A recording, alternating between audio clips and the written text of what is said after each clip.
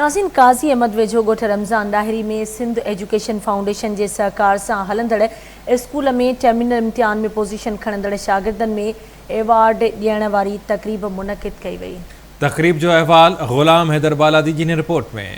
काज़ी अहमद वेझो ॻोठ रमज़ान डायरी में सिंध एजुकेशन फाउंडेशन के तावन से हलंदड़ फाउंडेशन असिस्टेड मिडिल स्कूल में टर्मिनल इम्तिहान में पोजीशन खणंदड़ शागिर्दनि में एवॉर्ड ॾियण वारी तक़रीब कोठाई वई। ॿारनि जे लाइ जिन पोजीशनूं खयूं आहिनि ऐं जिन जेको सो महिनत कई सॼो साल ऐं जेके असांजा उस्ताद आहिनि जेके टीचिंग फैकल्टी में सुठी परफॉर्म कंदा उन्हनि जे लाइ एवॉर्ड हुया ऐं इहे एवॉर्ड सां गॾोगॾु इन्हनि ॿारनि लाइ असांजो इहो बि मैसेज आहे त असां कंटिन्यू एफर्ट्स सुठी कमिटमेंट ऐं क्वालिटी एजुकेशन की तरफ़ ऐं उन खां अलावा सिर्फ़ु क्वालिटी सां गॾोगॾु असां ॿार जी जेका होलिस्टिक डेवलपमेंट आहे उन ते बि जेको फ्यूचर में असां हिन एरिया जा ॿार क्वालिफाइड थी ऐं पाकिस्तान के सुठनि इदारनि में इन फ्यूचर में स्कॉलरशिप जा मौक़ा भी फराहम कया। हिकिड़ी नंढड़ी जेको आहे सो तक़रीब मुनक़िद कई जीअं त हर स्कूल में थींदी आहे साल जो एंडिंग हो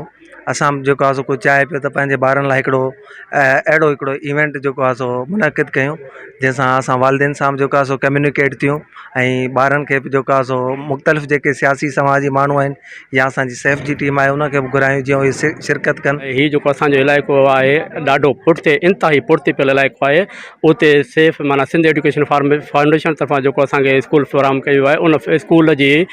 जेका ॿारनि जी तइलीम तरबियत थी आहे उन खां असां ॾाढा मुतासिर थिया आहियूं ऐं उमेदु आहे त हिन स्कूल में जे थींदड़ तइलीम हवाले सां जेका मइयारी तइलीम ॿारनि खे ॾिनी पई वञे ऐं कोशिशूं वरितियूं पियूं वञनि उहो असांजे मुस्तक़बिल लाइ ॾाढो हिकिड़ो बहितरु आहे। डायरी में जो स्कूल है हिन जी अॼु एक्टिविटी जेका असां ॾिठी स्टूडेंट्स के रिवार्ड ॾिना विया ऐं रीजनल टीम हिते विज़िट कियो ऐं ममता साहब जी इन काविशन के असां सारायूं था जे साल के अंदर एॾी वॾी महिनत कई आहे ऐं ॿारनि में एतिरी जागृता ऐं पेरेंट्स के राज़ी करे इन स्कूल में एतिरी एनरोलमेंट कई आहे ऐं स्टूडेंट्स भी वो मञाए ॾेखारियो आहे बाक़ाइदा पोजीशन हर स्टूडेंट पंहिंजी कॉम्पिटिशन में आहे ऐं उम्मीद रखूं था त इंशाल्लाह अॻिते फ्यूचर में भी हिन खां वधीक ई सुठा ऐं महिनत कंदा। तक़रीब में सेफ के डिस्ट्रिक्ट इंतजामिया तोड़े आयल मेहमाननि खे अजरकनि जा तोहफ़ा पिण ॾिना विया। आख़िर में स्कूल इंतजामिया ॿारनि सां गॾिजी ॿूटा पोखे वणकारी मुहिम जो आगाज़ कयो। दिलावर बालादी सां गॾु ग़ुलाम हैदर बालादी, आवाज़ टीवी न्यूज़।